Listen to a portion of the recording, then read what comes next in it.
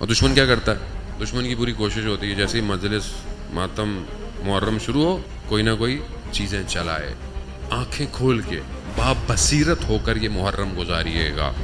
دشمن پوری پلاننگ میں لگا ہوا ہے، ابھی چند دنوں میں کوئی پروپیگنڈا آئے گا، کسی مولانا کی ویڈیو آئے گی، کسی نوحہ خان کا نوحہ آئے گا جو آپ کو لگے گا گانے کی طرز پہ ہے، کسی ذاکر کی کوئی بات آئے گی، اور پھر ہوگا کیا؟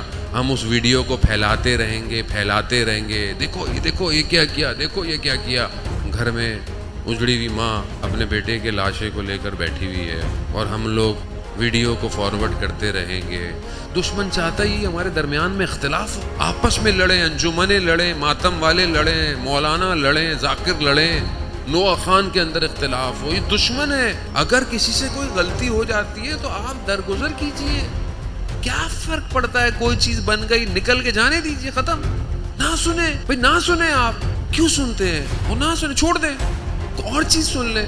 ہم خود فارورڈ کرتے ہیں۔ بناتا کوئی، یاد رکھیے گا، بناتا دشمن ہے، بناتا دشمن ہے، بھیجتا آپ کے میرے پاس ہے، ہم لوگ مزے لیتے ہیں۔ پھر بھی بصیرت کا مظاہرہ کریں، عہد کریں اپنے آپ سے کہ ہم کوئی ایسی چیز، کوئی ایسا میسج، کوئی چیز فارورڈ نہیں کریں گے اس محرم کے اندر جو ہمارے تشیع میں اختلاف کا باعث بن رہی ہو۔ اگر کوئی معاملہ ہے تو ہم بعد میں محرم کے بعد دیکھ لیں گے۔ اگر کوئی چیز غلط کسی نے کی ہے، علماء ہیں، بڑے بزرگان ہیں، بات کر سکتے ہیں کہ قبلہ آپ نے یہ بات مناسب نہیں کی۔